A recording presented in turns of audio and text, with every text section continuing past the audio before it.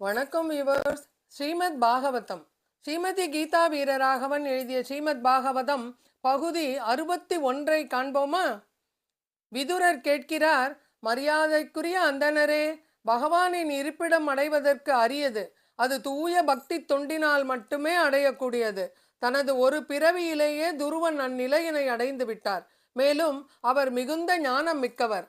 பிறகு ஏன் அவர் மகிழ்ச்சி அடையவில்லை? விதுரரின் கேள்விக்கு மைத்ரேயர் பதில் கூறினார். ஒரு தூய பக்தன் தனது அனைத்து உலக இச்சைகளிலிருந்தும் விடுதலை பெற்றவனாகவே இருக்கின்றான். உலகில் உள்ள ஒருவனது ஆசைகள் அசுரத்தன்மை வாய்ந்ததாகும். ஒருவன் அடுத்தவனை தன் எதிரியாக கருதுவது, பழிவாங்க துடிப்பது, பெரிய தலைவனாக நினைத்து கொள்வது, அவருடன் போட்டி போடுவது ஆகிய குணங்களை பகவத்கீதை 16ஆம் அத்தியாயம் அசுரத்தனமானது என்று குறிப்பிடுகின்றது. ஒரு பக்தனுக்கு ஒரு குறிக்கோள் இருந்து அதை நேரடியாகவோ அல்லது மறைமுகமாகவோ பகவான் அறிந்தார் என்றால் அவனது பௌதீக ஆசையினை நிறைவேற்றாது அனுப்ப மாட்டார். இது பக்தனுக்கு பகவான் செய்யும் சிறப்பான சலுகையாகும். இங்கே துருவ மகாராஜா ஆரம்பத்தில் பகவானின் தொண்டில் ஈடுபட வேண்டும் என்று நினைக்கவில்லை. மாறாக அவர் தன் கொள்ளுத்தாத்தாவை விட மேன்மையான நிலை அடைய வேண்டும் என்று விரும்பினார். அது பகவானின் பக்தி தொண்டு ஆகாது, மாறாக புலன்களுக்குரிய தொண்டாகும். உலகில் மிகவும் உயர்ந்ததாக கருதப்படும் பிரம்மதேவனின் பதவியை ஒருவன் அடைந்தால் கூட அவன் பந்தப்பட்ட ஆத்மாவாகவே ஆவான். அதனால்தான் துருவனின் முன்னர் பகவான் தோன்றிய பிறகு அவர் தான் மனதால் பெற விரும்பியதையும் அதற்காக பகவான் தனக்களித்த பெரிய பரிசினையும் துருவன் ஒப்பிட்டு பார்த்ததாக பல இடங்களில் கூறப்பட்டிருக்கிறது. அவர் பெற விரும்பியது உடைந்த கண்ணாடி துண்டுகள், ஆனால் அவர் பெற்றதோ வைர கற்களாகும். பகவான் தன் முன் தோன்றியதும் பிரம்மதேவனை விடவும் உயர்ந்த நிலையினை பகவானிடமிருந்து அடைய விரும்பிய தன் எண்ணம் எத்தனை சிறுமையானது என்று அவர் உணர்ந்தார். பகவானை நேரில் காணும் வாசுதேவ நிலையினை துருவ மகாராஜா அடைந்தவுடன் அவரது அனைத்து குற்றங்களும் அவரை விட்டு நீங்கின. இவ்வாறு அவர் தான் பெற விரும்பியதையும் பெற்றதையும் நினைத்து மிகவும் வெட்கப்பட்டார். தனது தந்தையின் நாட்டை விட்டு மதுவனத்திற்கு வந்ததையும் ஆன்மீக குருவான நாரத முனிவரை சந்தித்ததையும் தமது சிற்றன்னையை பழிவாங்க வேண்டும் என்றும் அதற்காக மிக உயர்ந்த நிலையினை தான் அடைய வேண்டும் என்று எண்ணியதையும் நினைத்து வெட்கப்பட்டார். பகவானிடமிருந்து மிக உயர்ந்த நிலையினை பெற்ற பிறகும் கூட அவர் மனம் மகிழ்ச்சி இல்லாமல் இருந்ததற்கு இதுவே காரணங்களாகும். ஸ்ரீமத் பாகவதம். துருவவாச்ச சமாதினானைகபவேன யத்பதம் விதுஸ்ஸநந்தாதய ஊத்வரேதசஹ மானசரகம் ஷட்பிர் அமுஷ்ய பாதயோஸ்சாயாம் உபேத்யாபகத ப்ருதன்மதிகி. துருவ மகாராஜா தமக்குள் எண்ணிக்கொண்டார், பகவானின் தாமரை திருவடிகளின் நிழலில் அடைக்கலம் பெறுவது அத்தனை எளிதன்று.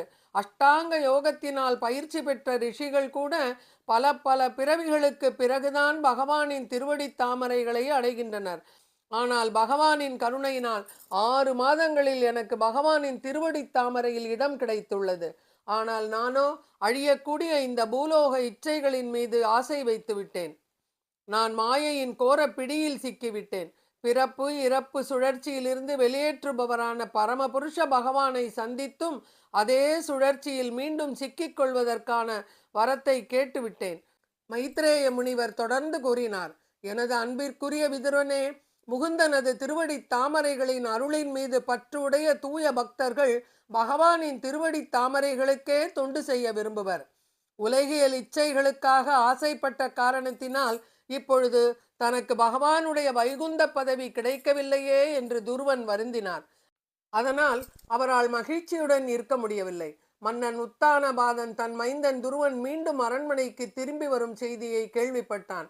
தூதனின் வார்த்தைகளை நம்ப முடியாவிட்டாலும் நாரத முனிவரின் வார்த்தைகளில் அவருக்கு முழு நம்பிக்கை இருந்தது. இந்த செய்தியினை கேட்டு மிகுந்த மகிழ்ச்சி அடைந்தார். மைந்தனை காணும் மாவலில் ரதத்தை எடுத்துக்கொண்டு உற்றார் உறவினர்கள் சூழ கிளம்பினார்.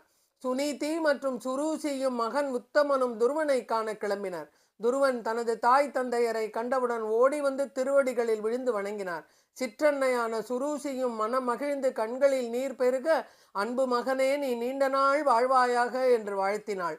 சகோதரன் உத்தமனும் துருவனும் அன்பினாலும் பாசத்தினாலும் இருவரும் ஒருவரை ஒருவர் கட்டி தழுவி கொண்டனர். இதுவரை துன்பங்கள் பலவற்றை அனுபவித்து வந்த சுனீதி மகனை அணைத்து கொண்டு தனது துன்பங்கள் அனைத்தையும் மறந்து போனாள். மன்னர் உத்தானபாதன் தனது மகன்கள் இருவரையும் யானை மீது அமரச் செய்து நகரம் முழுவதும் அழைத்து வந்தார். ஊரெங்கும் மாவிலை தோரணங்களால் அழகாக அலங்கரிக்கப்பட்டிருந்தது. பூரண கும்பங்களோடு பழங்கள், பூக்கள் போன்றவற்றை அளித்து வாழ்த்துக்களை தெரிவித்தனர். பெண்கள் மங்கள குலவையிட்டு வரவேற்கும் பொழுது தன் தந்தையுடன் அரண்மனையில் நுழைந்தார் துருவன்.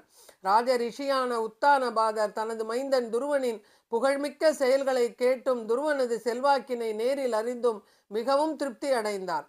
துருவனுக்கு அரசினை ஆளும் வயது வந்தவுடன் அமைச்சர்கள் அவரை ஏற்றுக்கொண்டதையும் மக்கள் அவர் மீது மிக பாசம் வைத்திருப்பதையும் கண்ட மன்னர் உத்தானபாதன் துருவனை உலக மக்களின் நன்மைக்காக பேரரசாக முடிசூட்டினார். மன்னன் உத்தானபாதன் தனது வயது முதிர்ச்சியினையும் ஆத்மாவின் நலனையும் கருத்தில் கொண்டு ஆழ்ந்து சிந்தித்த பிறகு உலக பற்றுகளை துறந்து காட்டிற்கு சென்றார். இதுவே ஒரு ராஜ ரிஷிக்குரிய அடையாளமாகும். தன் மகனுக்கு முடிசூட்டிய பின் துறவு நெறியினை மேற்கொண்டு மன்னன் உத்தானபாதன் காட்டிற்கு சென்றது மிக சிறந்த நிலையாகும். ஆனால் தற்காலத்தில் ஒருவன் துறவு நெறியினை மேற்கொண்டு வீட்டை துறந்து காட்டிற்கு செல்ல இயலாது. ஆகையினால் மக்களில் அனைத்து பருவத்தினரும் பகவானின் நாமத்தை ஜபம் செய்து ஸ்ரீ கிருஷ்ணரிடம் பக்தி செலுத்த வேண்டும். துருவனின் அரசாட்சி எப்படி நடந்தது என்பதனை மைத்ரேய மகரிஷி விதுரருக்கு விளக்குவதை ஸ்ரீமத் பாகவதம் பகுதி 62 காண்போமா? நன்றி, வணக்கம்.